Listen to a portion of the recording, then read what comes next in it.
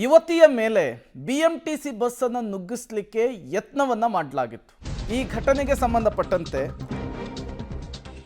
ಈ ಬಸ್ನ ಚಾಲಕನನ್ನ ಅಮಾನತು ಮಾಡಲಾಗಿದೆ ಎನ್ನುವಂತಹ ಮಾಹಿತಿ ಸಿಗ್ತಾ ಇದೆ. ಬಿಎಂಟಿಸಿ ಬಸ್ ಚಾಲಕ ಪ್ರಶಾಂತ್ ಅಮಾನತ್ತಾಗಿರುವಂತಹ ಸಿಬ್ಬಂದಿ ಅಮಾನತುಗೊಳಿಸಿ ಸಾರಿಗೆ ಸಚಿವ ರಾಮಲಿಂಗಾರೆಡ್ಡಿ ಅವರು ಆದೇಶವನ್ನು ಹೊರಡಿಸಿದ್ದಾರೆ. ಬಸ್ ಚಾಲಕನನ್ನ ಪ್ರಶ್ನಿಸಲು ಯುವತಿ ಬಸ್ ಅನ್ನ ಅಡ್ಡ ಹಾಕ್ಲಿಕ್ಕೆ ಹೋಗಿರ್ತಾರೆ.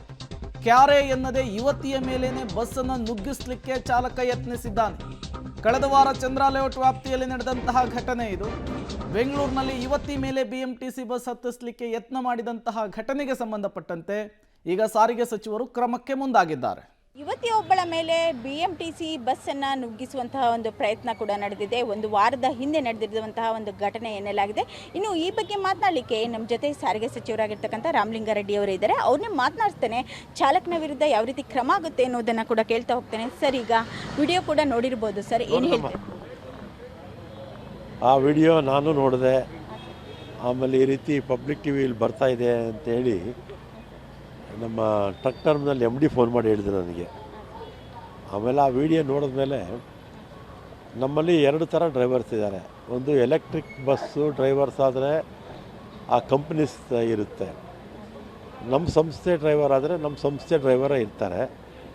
ಯಾರೇ ಮಾಡಿದಲ್ಲಿ ಅದು ಮಾಡಿರ್ತಕ್ಕಂಥದ್ದು ತಪ್ಪು.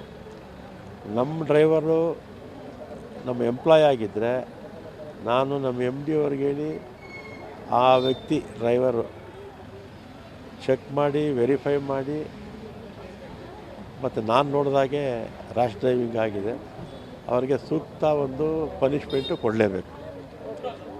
ಎರಡನೇದಾಗಿ ಪ್ರೈವೇಟ್ ವೆಹಿಕಲ್ ಎಲೆಕ್ಟ್ರಿಕ್ ವೆಹಿಕಲ್ ಇದೆಯಲ್ಲ, ಎಲೆಕ್ಟ್ರಿಕ್ ವೆಹಿಕಲ್ಲು ಡ್ರೈವರ್ ಆಗಿದ್ದರೆ ಅವರು ಪ್ರೈವೇಟ್ ಅವರು ಇರ್ತಾರೆ. ಆ ಸಂಸ್ಥೆಗೆ ಹೇಳಿ ಅವನು ಕಿತ್ತಾಕ್ಸ್ಬೋದು ಮತ್ತು ಆ ಸಂಸ್ಥೆಗೂ ಕೂಡ ಪೆನಾಲ್ಟಿ ಹಾಕ್ತೀವಿ. ಯುವತಿ ಮೇಲೆ ಬಸ್ಸನ್ನು ನುಗ್ಗಿಸಲಿಕ್ಕೆ ಯತ್ನಿಸಿದಂತಹ ಬಿಎಂಟಿಸಿ ಬಸ್ ಚಾಲಕ ಪ್ರಶಾಂತ್ ನನಗೆ ಕೆಲಸದಿಂದ ಅಮಾನತು ಮಾಡಿದೆ ಅನ್ನುವಂತಹ ವಿಚಾರ ಗೊತ್ತಾಗ್ತಾ ಇದೆ. ಪಬ್ಲಿಕ್ ಟಿವಿಯಲ್ಲಿ ವರದಿ ಪ್ರಸಾರ ಆಗ್ತಾ ಇದ್ದ ಹಾಗೇನೆ ಸಾರಿಗೆ ಸಚಿವರು ಈ ಕ್ರಮಕ್ಕೆ ಮುಂದಾಗಿದ್ದಾರೆ.